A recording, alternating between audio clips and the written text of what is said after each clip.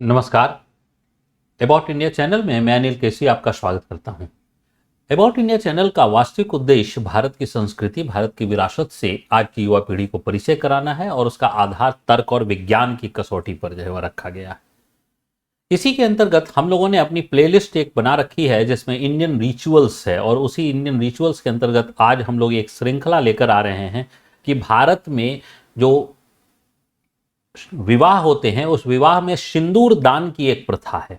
तो सिंदूर दान क्या है, सिंदूर दान क्यों होते हैं, इसका क्या महत्व है, इसके बारे में हम लोग चर्चा जो है वह कर रहे हैं। तो आइए हम लोग जानने का जो है प्रयास करते हैं कि सिंदूर दान जो है, तो जो हिंदू मूल रूप से हिंदू जो वैवाहिक जो है वह परंपरा है उसमें सिंदूर दान एक संस्कार के रूप में है। और वास्तव में जो सप्तपदी जिसे सात फेरा जो है वह कहते हैं, सात फेरा के बारे में जो है वह अभी पिछले महीने ही हम लोगों ने एक जो है वह श्रृंखला जो है वह लाई है। उसको जो लोग देखे हैं ठीक है, नहीं देखे हैं तो उसे देख सकते हैं। उसमें सात फेरा क्यों होता है उसके बारे में, या सात वचन क्या होते हैं उसके बारे में चर्चा है। तो सप्तपदी जो है के पूर्ण होने के बाद जब स्त्री वामांगी हो जाती है, तो स्त्री वामांगी कब होती है? सप्तपदी के पूर्ण होने के बाद। उसके बाद सिंदूर दान का संस्कार उसके बाद जो है वह कराया जाता है, और उसके बाद पूर्ण रूपेण से मान लिया जाता है कि पति पत्नी का संबंध स्वीकार कर लिया गया सिंदूर दान के पश्चात। यानी सिंदूर दान के पश्चात विवाह संपन्न हो जाते हैं। विवाह के संपन्न होने की घोषणा जो है वह एक्चुअल में है। तो यह विवाह जो है वह में सिंदूर दान जो है वह की प्रथा है। इस प्रकार से जो है वह मांग में सिंदूर लगाए जाते हैं। इस प्रकार से जो है वह मांग में सिंदूर लगाए जाते हैं पति के द्वारा पत्नी को। अब देखिए क्या है कि इसके पश्चात जो है वह सिंदूर दान के पश्चात कहा जाए तो विवाहित महिलाएं जो है वह जीवन पर्यंत अपनी जो है वह मांग को सिंदूर से जो है वह सजाती हैं। ठीक है, अब सिंदूर से सजाती है जीवन पर्यंत। अब इसको जो है वह हम लोग देखने का प्रयास करते हैं, इसके तर्क को ढूंढने का प्रयास करते हैं। तो देखिए सिंदूर प्रायः जो है वह मांग यानी मस्तिष्क के मध्यवर्ती भाग में जो है वह लगाया जाता है। और कहां से कहां? तो ललाट से ब्रह्मरंध्र तक। ललाट जिसे हम इसे फोरहेड जो है वह कहते हैं, ललाट, यहां ललाट से ब्रह्मरंध्र, यानी ब्रह्मरंध्र यहां पर जो है वह है ब्रह्मरंध्र, उसके तक।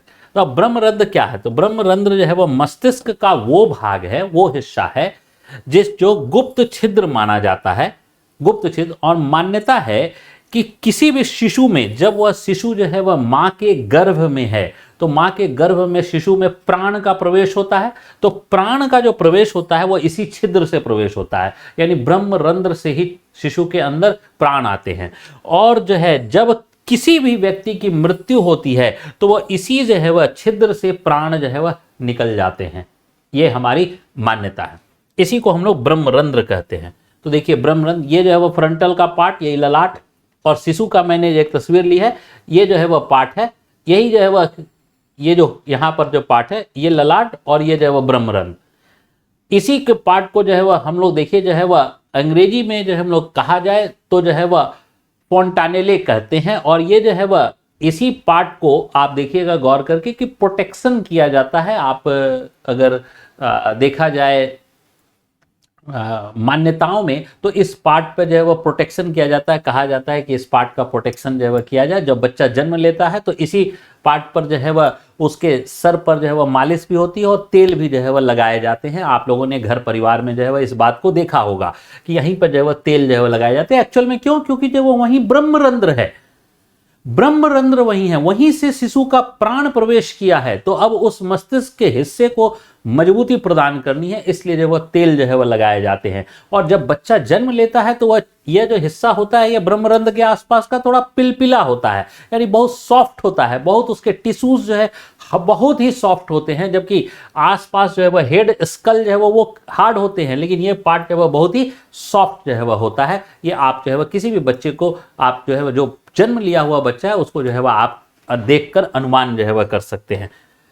अब देखिए ये जो है वह, यही जो है वह जो पार्ट है, यही तो GV20 लिखा हुआ है, यही जो है वह, इसी को हम लोग ब्रह्मरंध्र कहते हैं। यही ब्रह्मरंध्र का हिस्सा है, और स्कल के में जो है वह ब्रह्मरंध्र का हिस्सा यहां पर जो है वह आता है, इसी से प्रवेश करता है और इसी से प्राण निकलते हैं। तो देखिए ये जो ब्रह्मरंध्र है, ये ब्रह्मरंध्र सीधा जो है वह स्पाइनल कोड से जुड़ा हुआ है, सीधा स्पाइनल कोड से जुड़ा हुआ है। यानी स्पाइनल कोड जो है वह को जो आदेश जो है वह मिलता है, जिस स्पाइनल कोड को आदेश मिलता है वो इसी ब्रह्मरंध्र के द्वारा जो है वह मिलता है, और उसी के द्वारा पूरा शरीर जो है वह कार्य करता है। पूरा शरीर जो कार्य करता है वो इसी। अब आइए देखिए, अब हम लोग बात करते हैं, तो इसी ब्रह्मरंध्र तक जो है वह सिंदूर लगाया जाता है। कहां से? फोरहेड से लेके ब्रह्मरंध्र तक। तो अब ये क्यों? तो देखिए क्या है, इससे मान्यता जो है वह है कि ब्रह्मरंध्र जो है सुरक्षित जो है वह रहता है। सिंदूर के जो है वह प्रयोग से ब्रह्मरंध्र सुरक्षित रहता है, जिससे जो है वह स्त्रियों का स्वास्थ्य जो है वो बेहतर होता है। ये जो है वह क्यों? क्योंकि स्त्रियों के ऊपर घर के कामकाज जो है वह का बोझ काफी ज्यादा होता है, इसलिए जो है वह उनको सुरक्षा प्रदान कराने का एक प्रयास जो है वह था। अब देखिए क्या है, पहले प्राचीन काल में जो सिंदूर होते थे वो सिंदूर प्राकृतिक पदार्थों से बने होते थे। यानी जैसे फूल से बने हुए होते थे, लाल रंग का सिंदूर है तो लाल फूल से, या जो है वह पत्तों से बने हुए होते थे, लाल पत्ते भी होते हैं, तो इनसे बने होते थे। लेकिन आज जो सिंदूर हमें बाजार में जो मिलता है वो सिंदूर एक्चुअल में क्या है, तो पारा से बना हुआ है या सीसा से बना हुआ है। अब पारा सीसा से जो सिंदूर बना हुआ होता है ये जो है वह शरीर के लिए नुकसानदेह होता है। पूरे बॉडी में पारा और शीशा का कोई भी रोल नहीं है। यानी शरीर के अंदर जो है वह कहीं से भी सीसा प्रवेश कर जाए या पारा जो है, बहुत सारे मेटल्स हम लोगों को जो है वह जरूरत पड़ती है, बहुत सारे मिनरल्स की जरूरत पड़ती है, लेकिन सीसा और पारा की कोई जरूरत नहीं पड़ती है। हमारे शरीर में प्रवेश कर जाए तो ये नुकसान ही जो है वह करेगा।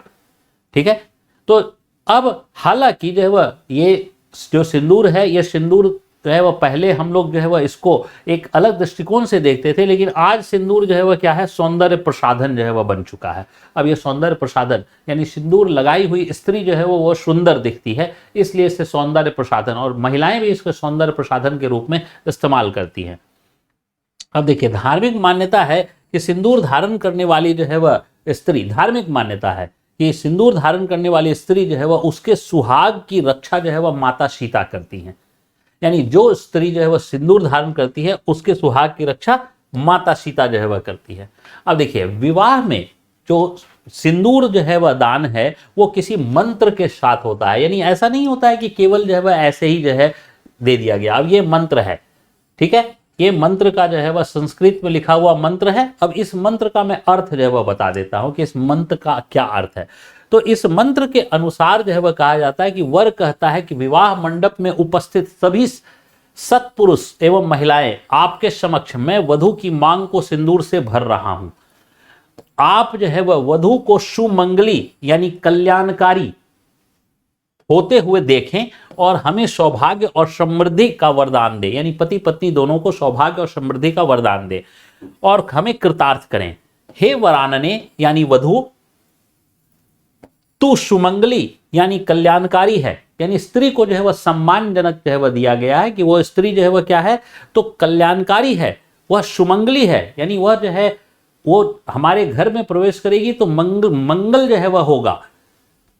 तो मैं तेरा सुमंगल होते हुए देख रहा हूं, तुम्हारे सौभाग्य को बढ़ाने वाले इस सिंदूर को तुमको दान करके मैं अपना कर्तव्य पूर्ण कर रहा हूं, और जो तुम्हारी विपरीत स्थितियों में भी रक्षा जो है वह करेगा।